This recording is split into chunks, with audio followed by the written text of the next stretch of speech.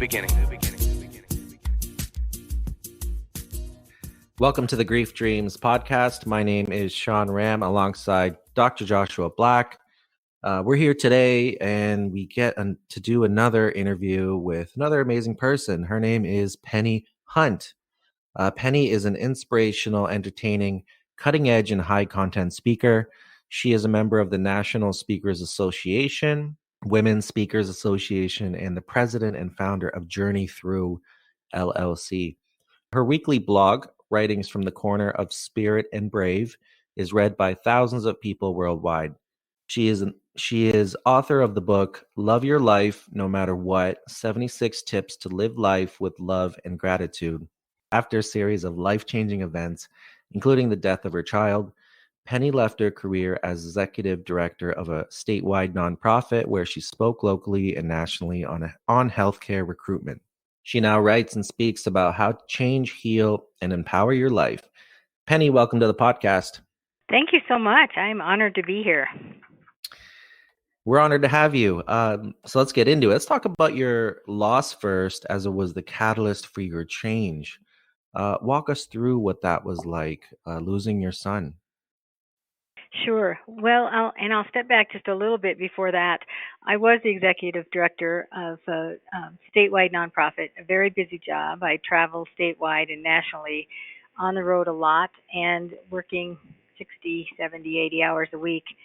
And then I received a call that my dad was very ill, in fact, dying. And it makes you look at life differently when something like that happens. And the last 3 months of his life, I became one of his caretakers and traveled back and forth from Wyoming, where I lived, to Arizona, where he was. And then he ultimately passed away.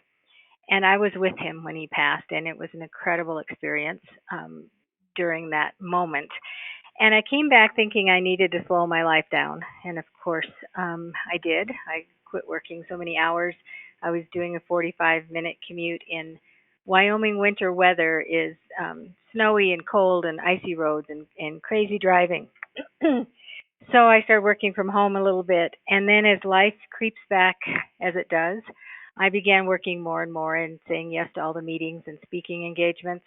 And then my son passed away. And my son struggled with addiction. And during the time of my dad's illness, it was not only a crazy job, but helping my dad die, which is exactly the way I look at it. I helped him pass. And dealing with my son's addiction and his struggles.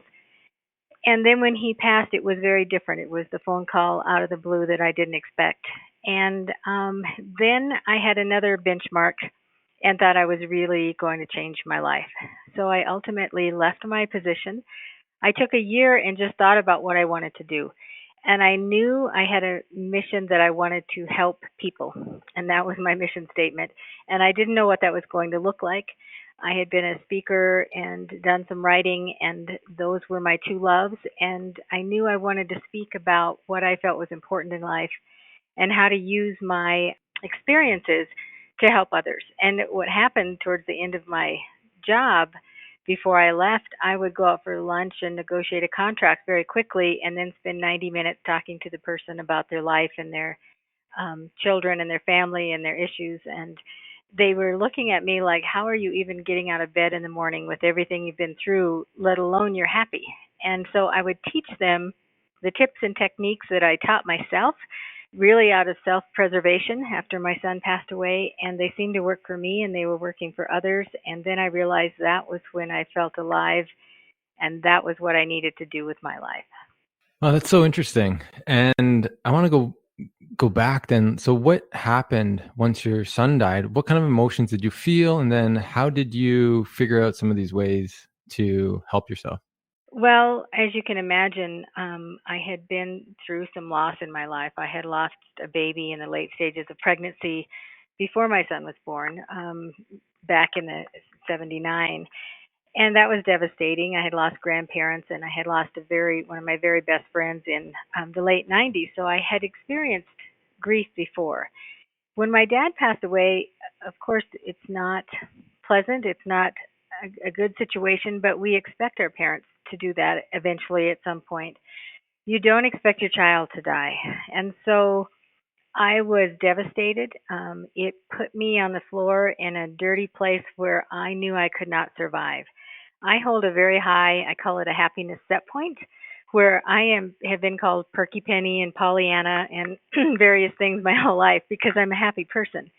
So when he passed and I was devastated and really on my belly on the ground, I knew I couldn't survive there. And I also knew that people could say, boy, Penny really changed after her son passed away. She's just not the same. She can't get out of bed. And I didn't want that to happen because I wanted to honor my son in a different way than that. And so it was just really forcing myself to get out of bed, forcing myself to live in gratitude. And I will tell you two things saved my life during that period. I had begun meditating when my dad became ill, and that helped me get through the crazy time of my life then, dealing with my son and my dad and a crazy job. And then, right after my son passed away, I realized that I needed to live in gratitude. And I began saying out loud as much as I possibly could how grateful I was to be his mom for 22 years. Instead of dwelling on, oh my gosh, why me, why him, how could this happen? I would say it to everybody. I'm so lucky. I'm so grateful that I got to be his mom. Nobody else in this universe can stand up and say they got to be his mom except me. And I'm so grateful for that. And that was the catalyst for everything else that I did. How can I live more in gratitude? How can I see things in a different way? How can I get out of bed and put one foot in front of the other and help other people who are dealing with this so that this is not just the end of my story and nothing else happens in my life. So, what was it about gratitude that really helped you move forward? Because a lot of people say, just be happy or just think good thoughts. Like, is that it, or is there more to it that helped you get out of bed and do what you needed to do? No, I think there is more to it than just saying, okay, I'm going to be happy. I think living in gratitude and having a mindset of gratitude keeps you from being in fear. And I believe that you can't live in fear and love at the same time. And love plays out in a lot of different ways. Love is gratitude, love is faith, love is grace. And fear is anger and hate and depression. And so when you're living in gratitude, I couldn't stand up and say, I am so grateful he was my son, and at the same time be thinking, but poor me, poor him, why did he have to die? Your mind can't be in two places at the same time. And so it was that concentration on gratitude. And there were so many tips and things that I started doing. I can share some of those with you. Yeah, please do. Okay. One of the things I would start my day and still do this. When I open my eyes in the morning, I lay in bed and go through my list of gratitude. Thank you for my children. And I name people by name. Thank you for my life. Thank you for this day. Thank you for the meeting I'm going to have or the person I'm going to talk to on the phone today. Thank you for the sandwich I'm going to have for lunch. And I would lay there and actually visualize my entire day saying thank you with every step of the day, and I end my day the same way. I lay in bed, and of course, during grief, you have trouble sleeping, and lots of people have sleep issues. And so I teach people to lay in bed and go through your gratitude list again. Because the mistake we make is we lay in bed and we think of all the things we didn't get done and we didn't do and all the things that are wrong with our life and all of our worries.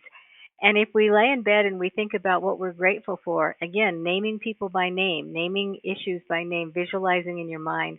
I tell people, why in the world would you want to count sheep that you don't even know when you can count the people that you love and care for in your life and the situations that you adore? And that helps you sleep. Another thing, a technique that I've taught for years, and I call it the breath of green. And I I used to run an organization that recruited doctors, so I understand mainstream medicine, but I also understand alternative medicine. And chakras in your body are the energy systems that run up and down your body. And your heart chakra, we think of the heart as red and pink and valentines and roses, but the heart chakra is actually green. And so I call it the breath of green. It is actually a one breath meditation. Nobody knows you're doing it. And what I ask people to do is whenever you see green, take a breath in. Breathe in green, fresh, cleansing air. And when you exhale, exhale all your worries, all the dirt, all the depression, all the ugly stuff that you're carrying inside. And so you breathe in love, you breathe out fear. And you can do this everywhere. When you're going to work and you're stopped at a green light and you see green, breathe in love. When it turns red, breathe out fear and go. It's reticular thinking. Once you start thinking about green, you will start seeing green everywhere. If you're afraid to do presentations and you're not the 0.5% of people that really love to get up and speak like I do, and you have a presentation to do, look around the room. There will be somebody wearing a green sweater or have a green pen, or your junk mail will come in a green envelope. Every time you see green, breathe in love, breathe out fear. And I tell people, if you do this for a week and it hasn't changed your life, call me because you're doing it wrong, and I will tell you how to do it right. But these are the kind of little tips and techniques that don't cost anything that I teach and that really saved my life. That's amazing. It's amazing how you found a way through doing your own thing. Because some people they may not go for green, but they see red or something, or they just want Right. to or they see their loved one in different places, like memories and stuff. So it's really about sitting in that love, like reminding yourself about what love is and where you are in that. I think that's beautiful. And I know, like, when you have a blog and you wrote a letter to your son every year, and a lot of that, when I was reading that, a lot of it was about gratitude. So what started you to actually then start the blog and then write a letter to your son? Well, when I left my position, I took a year and I just sat and thought about what I wanted to do and how I wanted to help people and what I wanted that to look like. And I knew I wanted to incorporate writing and speaking because those are two things that I'm fairly good at and I love to do. So the blog is called Writings from the Corner of Spirit and Brave. And if you look at my website, the header picture is a street sign, and that is actually my street sign. I moved to a different community after my son passed away, and I was walking to the mailbox, and it took me about 3 months, and I finally looked up and realized I live on the corner of Spirit and Brave. Mhm. And, I believe there's signs in life, and that was smacking me in the face. And so that became the title, the name of my blog. The very first blog I ever wrote was in 2013, and I hit the publish live button on my website on my son's birthday.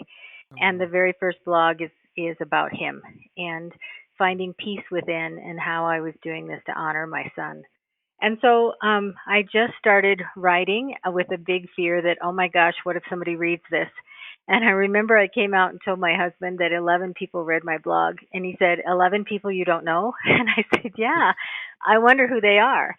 And since then, it has grown. I have people from so many different countries read my blog, and I get emails and private messages through Instagram and Twitter. And I write about deep love, about deep things that happen, about grief, and I write about happiness. And so I get a lot of one-on-one messages from people that don't want to put their information out there by saying, responding below my blog or sending me a message on Facebook, but they'll do it privately.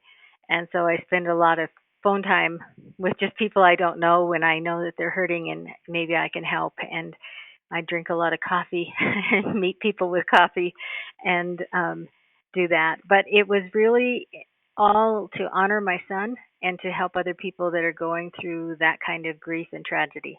That's incredible. And I listening to what you're talking about, I think that, call them what you want, these techniques, part of coping mechanisms, but these are really important things that to learn when, when you're going through tough times, trauma, sorrow, grief, traumatic life events. My grandmother recently died, and we had the chance to sit with her before she died, and sitting there with her, the mind goes into a lot of different places, can have a lot of fear, like you said, come into it. But, I would pull back and think about moments in her life and let, us together and feel gratitude. And it's the gratitude that kind of that pushes you forward, that compels you to kind of keep moving. And it definitely brings you more, it brings you peace, it brings a calmness into your life. And I think that having that gratitude, when everything's great, it's hard to see the value sometimes, but like in your daily practice, like you said, and what you're doing, it becomes that much more important when tragedy hits, when reality comes into play, right? I wanted to ask you actually about the tattoo that you got, about your son. Can you talk to us about that? Sure.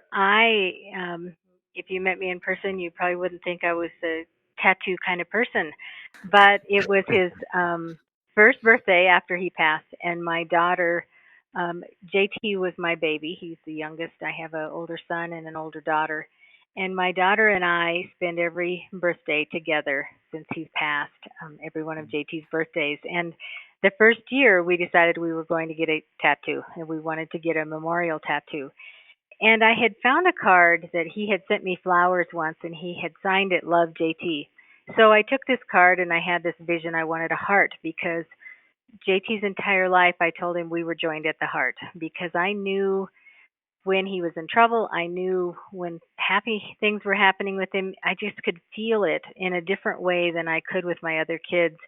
And I always said, we're joined at the heart. So you're never going to get away with anything because I always feel everything that you feel. And so I got this little tiny heart tattoo right over my heart, and it says Love JT in his writing. And I included a picture of that tattoo on that blog writing that I did recently. And so I always, whenever I just put my hand, like we're saying the Pledge of Allegiance here or something, in my hand is over my heart, I know we're still joined at the heart, because I absolutely believe that I call it a golden cord that especially a mother has when she carries a baby. And just because the birthing happens and they're separated from our body, that golden cord is never broken. And I knew when he passed away, the story of my son, he had been in rehab more than once. He was out and living in a sober environment and had a job and was doing pretty well, but still sad and struggling. And I had talked to him, and he was living in South Dakota, actually close to my mom. He was supposed to show up at her house and help her move that weekend. And I had done a recruitment workshop, which was something I did every year with my job. And I told him I couldn't talk to him the next day. I'd be doing the workshop all day, and but I talked to him the day after. And I kept trying to call, couldn't get him. There was no response, and I knew something terrible was wrong. In fact, the day after the workshop, I came to work and I felt like the energy of my body had been drained. And I told my staff, I don't feel sick. I don't know what's wrong with me, but I have to go home because I have absolutely not 1 ounce of energy. And he was found in his apartment and had been there 2 days when he was found. And the people that lived by him called the police for a welfare check, a wellness check. They said, everybody knows him, everybody loves him. We haven't seen him for 2 days and his television's on. And so they had to break into his apartment and found him in bed. And it just looked like he went to sleep. But when we got the call and I talked to the coroner and the police officer that found him, they said, we're not sure yet the time of death. And I said, I can tell you exactly when it was, because when every ounce of energy drained from my body, that's when my child left. And I knew it. And so it wasn't a mystery to me, his time of passing. So I think that golden cord stays with us. And I still continue to feel that from him. I get a lot of messages from him. He's really good at manipulating music. He was a musician, and license plates and things like that. And so I still many times feel him around me. And your work with the grief dreams, I don't even know how I stumbled onto your work, but I was fascinated because I have had several dreams, and that's how we connected for this podcast to talk about those dreams and how they have played out. Yeah, that's it's amazing. Yeah, quick comment. The heart that you put on your chest, was it green or was it red?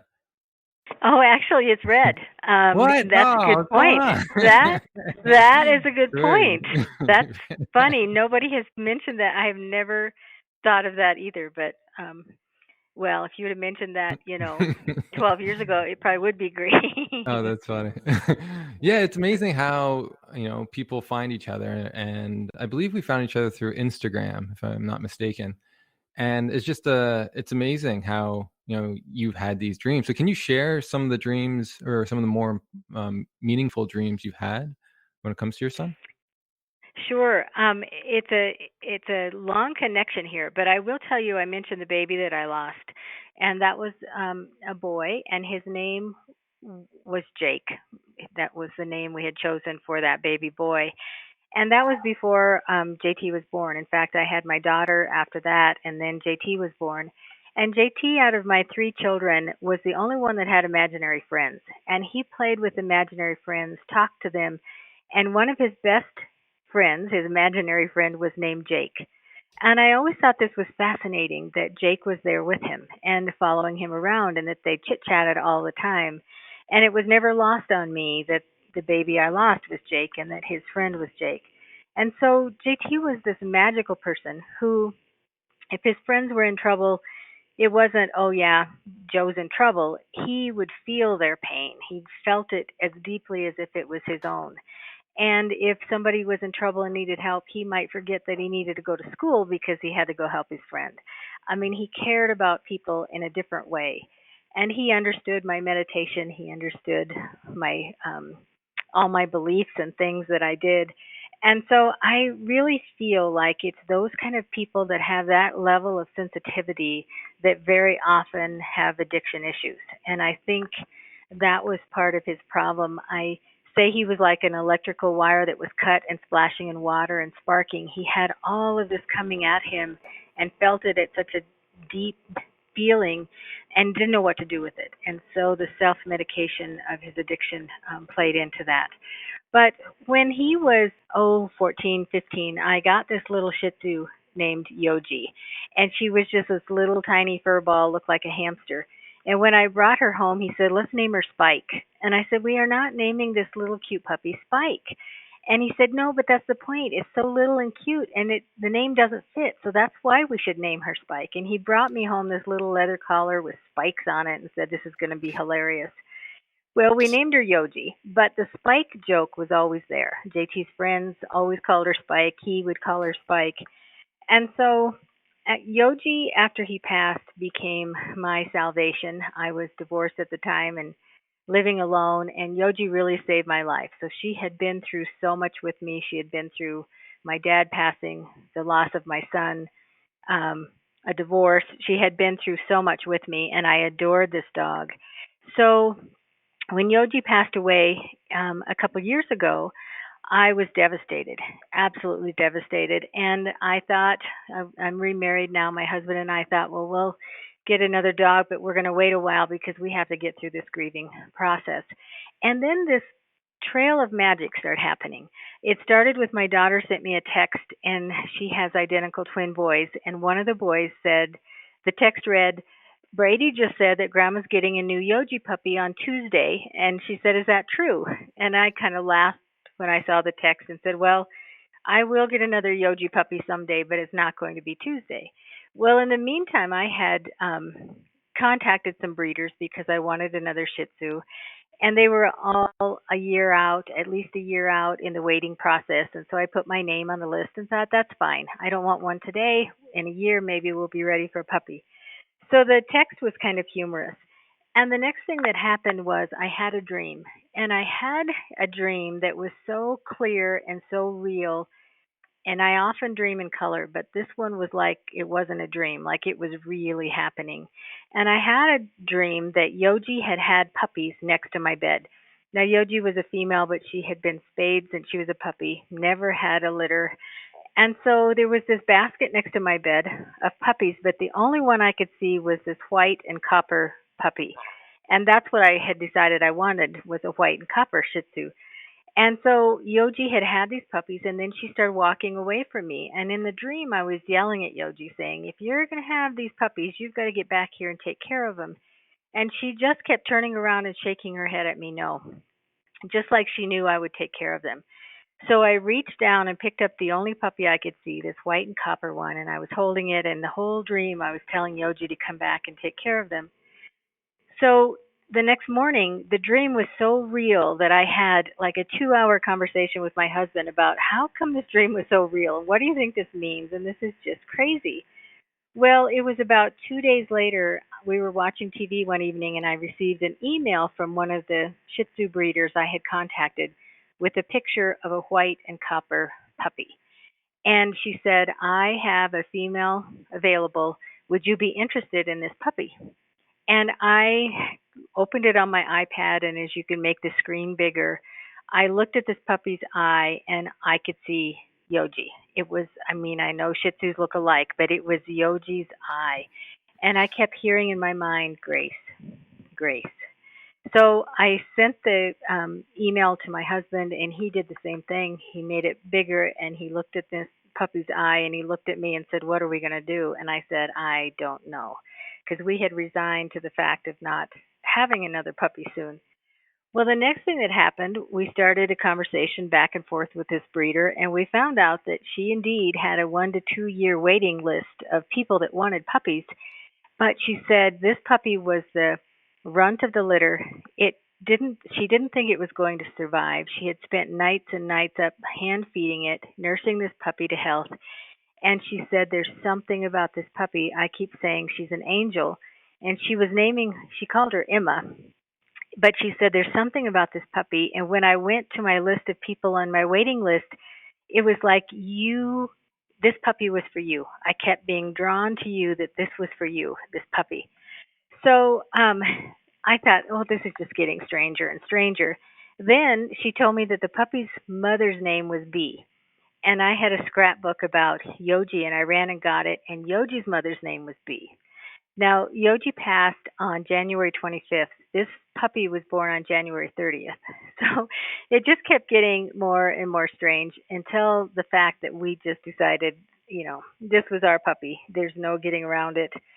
And so, of course, we picked her up. And the fact that the breeder had named her Emma, my son had a daughter that was 9 months old when he passed away.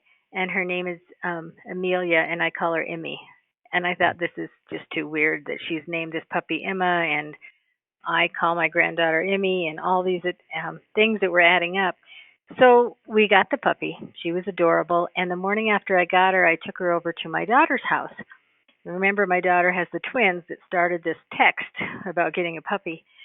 So they played with her and thought she was great. And as I was leaving, I said, okay, everybody say goodbye to Gracie. I'm going to take her home. And she has 3 little boys. They all lined up and said goodbye. And Brady, who had started this initial text, came up to me and he petted her and he said, goodbye, Spike, Spiky, Spike. Now remember, my son, when he was alive, he called Yoji Spike. My grandson had no idea of this story. And I was stunned. I looked at my daughter and both of our mouths dropped. And I looked at my grandson, who was 4, and I said, Brady, why did you call this puppy Spike? And he said, I don't know. I just felt like it. And I looked at my daughter and I knew the circle had been closed. The story was complete, that this dream was not a dream, that I am convinced this puppy was brought to me by my son, and Yoji manipulated this. And the dream I can still see it in my mind like it was a movie that I saw and that I lived it, that it was real, that it wasn't just a dream. That's amazing. It's amazing how, you're given guidance to get a new puppy almost before you're ready. So do you feel now that that was actually good? Like, do you ever look back and say, oh, maybe like why was it not later? No, because I think it was, well, if you want to know what I really believe, I think this dog Yoji has come back to us because there's so much about her that is like Yoji. The fact that she was born within days from the day that Yoji passed, the fact that my grandson called her Spike, that my son used to call Yoji, I just think it was a grace in action, and she was supposed to be here, and we have never regretted it once. Oh, so you think it's like a reincarnation of the soul? I think yes. Oh, that's pretty cool. So if that's the case, how do you feel now with the dog? Do you view it as the same dog? Do you give it the same toys and play with the same, or do you treat it a little differently based on maybe? Well, Yoji was black and white, and this one is copper and white, so she looks a little different. She's a little bigger than what Yoji was. And oftentimes, as if you have more than one kid, you call the kids by the wrong name. It took me the first year I half the time called her Yoji. In fact, I told my husband we should have just named her Yoji because it's easier to call her that. But she's definitely has differences. And like I said, Shih Tzus all kind of look alike, but we definitely think she was guided here. And Hmm. maybe she's not 100% Yoji, but there is certainly a lot of Yoji in her. That's so interesting. I think wasn't there a movie based on that? Something A Dog's Life or something, where the dog keeps coming Yeah, back. it talks. Yeah. Okay. Yes, it talks about how dogs keep coming back and keep coming back in different lives, and it's a fascinating story. Yeah, I think it's just, it's amazing that, you have that belief and it helps you as you move forward with your grief, and it makes the world a beautiful place. It makes you see green everywhere, like those are the things that help you stay sane and stay love and to be able to help people in their times of need. So that's pretty cool. You have like these kind of experiences in your life. I'm curious because I don't remember you talking about the dream of your son. And so I would like you, if you could share a dream that you had of your son. Sure. Well, I've had several dreams since he passed away, and he passed in 2007, so it's been a while. And we all want that, and I don't think it matters if you're a parent or what your relation to the one who passed is, but everybody wants to hear from them. And especially the circumstance of my son's passing, that he was alone in his apartment, and we don't really know the details of what happened that last day. And so, of course, I wanted to know. I wanted to know every minute. I wanted him to come to me. And the dreams that I've had of him are really interesting. I had one dream, I was doing a scrapbook about him, and I had his billfold. And I was taking things out of his billfold, and he had a dollar and a dime in his billfold. And my husband always says you can get to heaven on a dollar and a dime. But I found a phone number, a scrap piece of paper with a phone number on it in his billfold, and so I had this dream, ironically, about him being a little boy, and he was searching for his billfold, and he was frustrated, and he was looking all over the house. Where is my billfold? I can't find my billfold. And again, it was one of those very clear, very vivid dreams that didn't seem like a dream. It felt like I had actually experienced it. And so I had been working on this scrapbook, and then I found his billfold after the dream and found this scrap piece of paper with a phone number. And at first I was kind of hesitant to call, but I Googled it, in our technology, and Googled the phone number and found out it was an artist that lives in South Dakota who is a very world-known artist, and he has a art studio there. And so I sent him an email and I said, I don't know what this means, but my son, this is who my son was. He passed away. I found your phone number in his billfold, and it wasn't 10 minutes, and this artist immediately answered my email and said, of course I know your son. He used to come and visit me. He liked to hang around my studio and talk about the universe. Oh, wow. Now, I don't know if that dream came to me so that I would use his billfold in the scrapbook, or I kind of believe it was to connect me with this artist so that I understood that JT was learning about what was more than this life that we saw, and that he was talking to people about that. But that was one dream that I had that was very clear. Oh, that's super cool. That's so interesting. Do you think you would have called that number if you didn't have that dream? Um, I think I would have. I think I would have connected with the number, but I don't think I would have looked for his billfold if I hadn't had Mm. that dream. Oh, interesting. That's so cool. That's so amazing. It's nice to learn a little bit more about the people we love based on conversations with other people, right? So when I heard that story, I'm like, oh wow, like you get to learn something new about what your son talked about with other people other than you. Absolutely. And that happened over and over again after he passed. I had a minister call me. We I'm in Wyoming. He passed in South Dakota, and we had the funeral in South Dakota, which is where we were all originally from. And when we were in South Dakota planning the funeral, I had a minister call me, and he said, "I need to talk to you. I knew your son, and he cost me a lot of money." Now remember, my son had addiction issues, and I'm thinking, oh no, he was borrowing money from a minister. And he met with me, and he said, "No, I would come to church in the morning, just during the week, any morning, and he would be sitting on the steps of my church at 7 o'clock and say, 'There's a family with 4 kids in this community, and they can't pay their light bill, and your church needs to help them.'"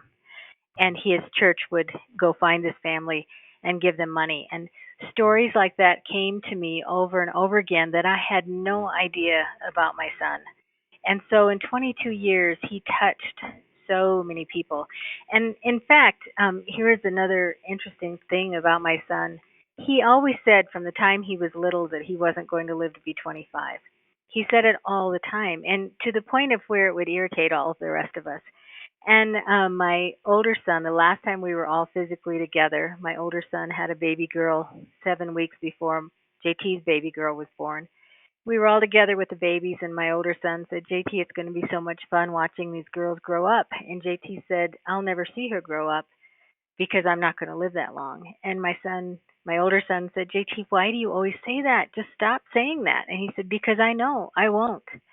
And I'll tell you one more dream that I had when my kids were little. I always had this recurring dream that I was planning a funeral and burying one of my children.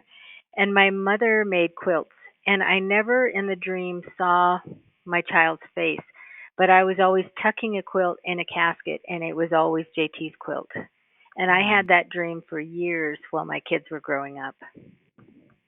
Wow, that's so interesting. And do you think that prepared you at all for the death that came later on? I think it used to it used to scare the bejeebers out of me because I'd wake up and think, why am I always dreaming this? And I didn't want to dream it. Of course, you don't want to think about your child dying or planning a funeral. And again, it was one of those that the clarity of tucking his quilt in, he liked horses and cowboy things when he was little, and my mom had made him a quilt with horses on it.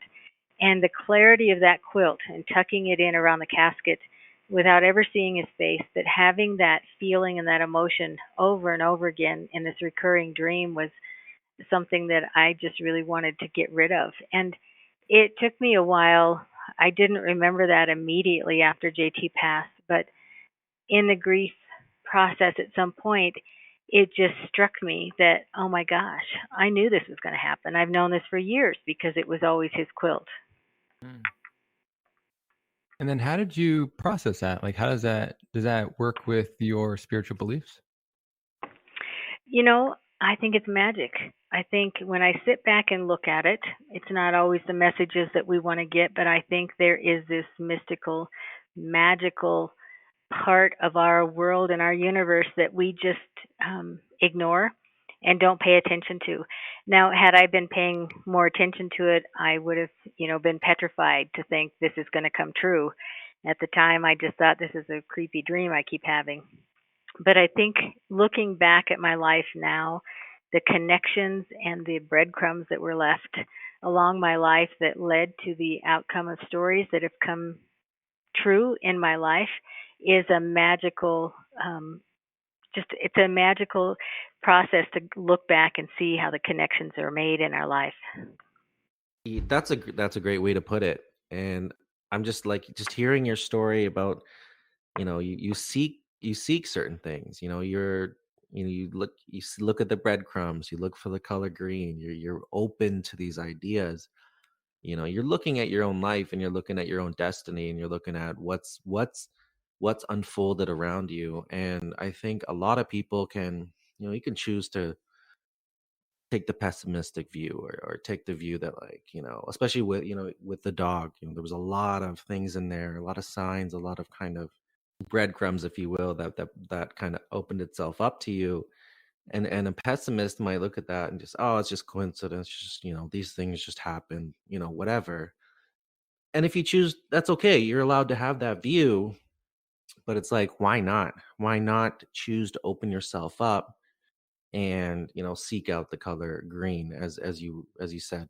Seek out those moments that are mysterious, and accept the mysteriousness. You're open to these ideas, and it's, you look at it in a positive way and how you can benefit yourself and those around you. So I think that's a view. Me personally, I do share some of those ideas. I do share the ideas that, like, you kind of create the destiny, create your world around you, move in the direction you want to move in a positive way, and you do it the way you do it. And I think that's a great way to look at it, as opposed to maybe taking, again, the view that, well, this is just all a coincidence, nothing relates, it is what it is, and because then what does that lead to? That just leads to more pessimism. Yeah, that's my take on that. Well, and I think you're absolutely right. I always tell people it's not my job here to get you to come to my side of the fence or the other side. And lots of times people will say, well, I think this is my loved one, or I think I'm getting this message, but I'm not sure. And how should I believe it? And I always say, well, it's not my job to get you to believe or not believe. That's your decision. I just know my side of the fence is a happy place to live. And we get so many hours in this life. Why would I want to spend 1 hour unhappy and not looking at the gratitude and the grateful side of being here? Why would you want to be miserable and not believe? And I also think that so many people just miss the magic that can be right in front of them, and maybe they just want to logic everything. And I think there's so much in life that you can't be logicked. You've got to look at this for what it is, that there is some magic spinning around us that we don't know how it happens, but it does. Yeah, absolutely. And just to clarify what I said, but I just want to say that, like, everybody has their personal beliefs, and I respect everybody's beliefs in that order. I'm not saying one way is right or one way is not. I'm just suggesting that there's certain things we don't know anything about. We don't know much about death because nobody's come back to us who's died and told us about it. We don't know about a lot of different things, and I think the path that you've taken. I can see the value in that, and obviously playing out in your life, especially with whether it's seeing signs from your son, or your, or the let's just say everything that up until you got your dog, all those steps, all those things that you saw, it's added something positive to your life. Oh, absolutely. And I agree with you totally. I respect everybody's belief. And it's one thing that we get to do in this life. We get to choose our own beliefs. And so that is very individual and personal. But I also have come to the conclusion that I don't believe there's accidents. When my son called to tell me he was going to be a dad at a time in his life when he wasn't taking great care of himself and his own life, and I was petrified for him. And now looking back, I think there's a reason this baby's here, and that's because her daddy isn't. And so she's not an accident. She was absolutely supposed to be here, and she looks just like him, and she is a joy in my life. And so I tell everybody, just, take a breath when you think it's the end of the world or something has happened that you think is not good. Take a breath, because it will play out in some way that you will look back and see, oh, now I get it. Now I understand why I had to go through that, or why this happened or that happened. And again, follow the breadcrumbs and connect the dots.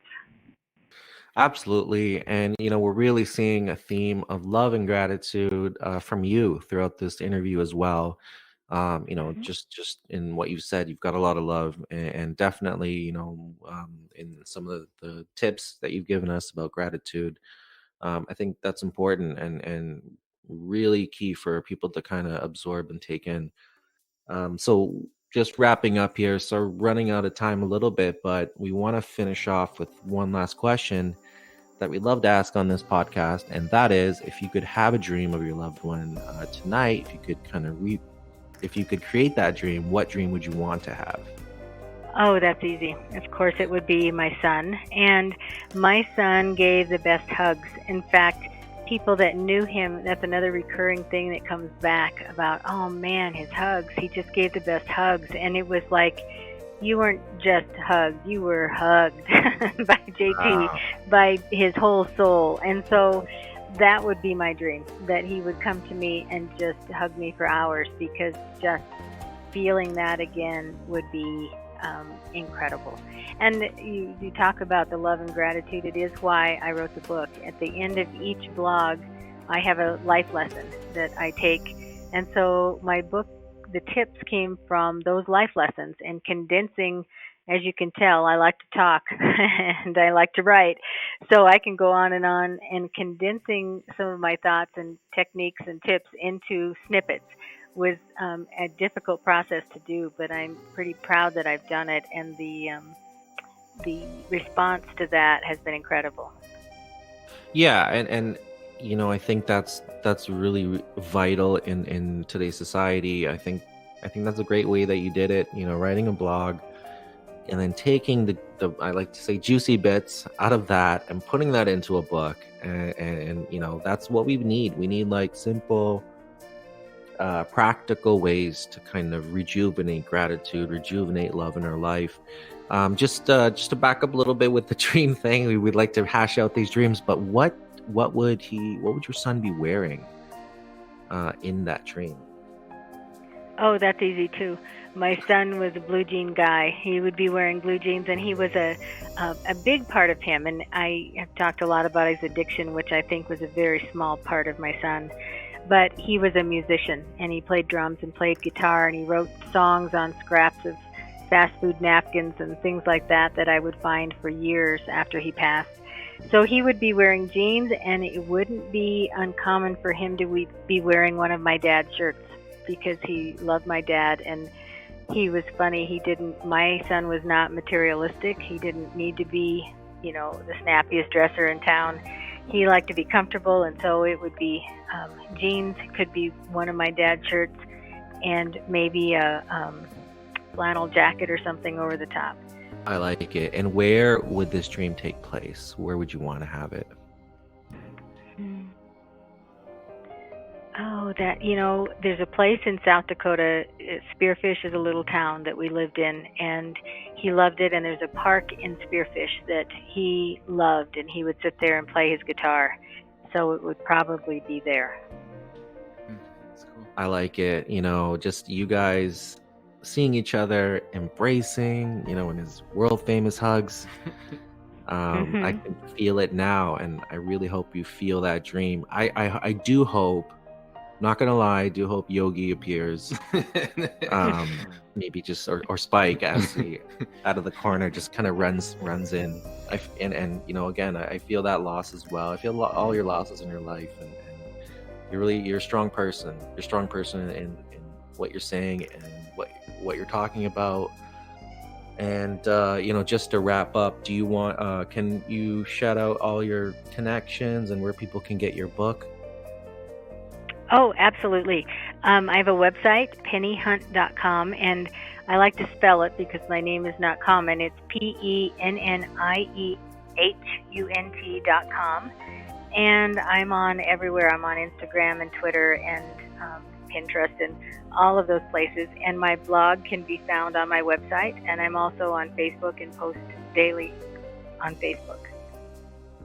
Beautiful. It's amazing. And I appreciated you coming on the podcast today to talk about your loss and things you've learned along the way, and also the dreams, and because they're really amazing. So I was really happy to hear those.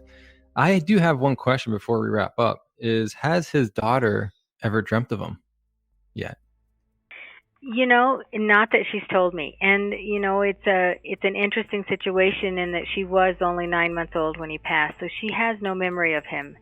And that's difficult. It's just such a gift to have her, and she has his eyes, and I look at her in much, I'm big on eyes, but I look in her eyes and I see him.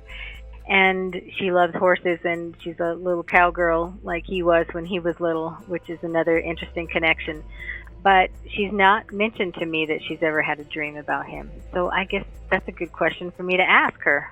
Yeah, because a lot of people don't share them unless asked. So, because why I say that is because I had someone that contacted me, and she her father died while she was in womb, so she never got to meet him, but she always sees him in her dreams every time she's stressed or anxious, and they have a conversation. She gets advice. So her bond with her father is based on these dream visits more than the actual real life connections. And so I was thinking maybe it has with same thing with his daughter, because they never got a chance to really sort of have those conversations that most people get a chance to.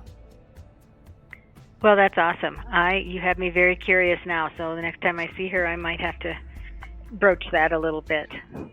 Beautiful, yeah. And let me know. Send me an email or or a post or something, and let me know what happens with that conversation.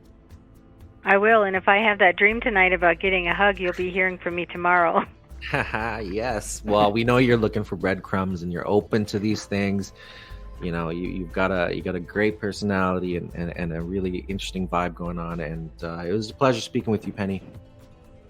A pleasure to speak with both of you too, and I thank you so much for inviting me on this podcast. All right, so you're welcome. We're just going to wrap up here. You can please check out our platform at griefdreams.ca for more information on the topic. We added a donation button, and there are perks to those who donate, so definitely go ahead and do that. We would like to thank Bernadette Ram and Darwin Dave, our good pal Darwin, for donating recently. Thank you. If you have Facebook, you can join the Facebook group, the Grief Dreams podcast group. You can share your dreams or hear more dreams of others. We're on Twitter and Instagram at Grief Dreams. And the children's book called Dreaming of Owl, authored by Joshua, can be found on Amazon. There are tips on how to talk to children about their dreams at the end. So with love and gratitude, sorry, just 1 second, I messed that up. So we always like to end our podcast with love and gratitude from us to you.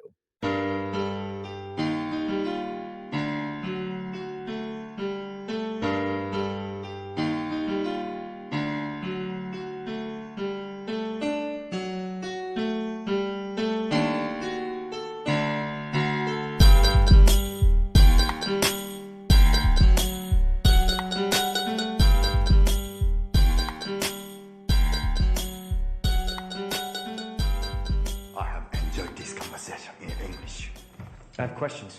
I have introduced myself. You have introduced yourself. This is a very good conversation.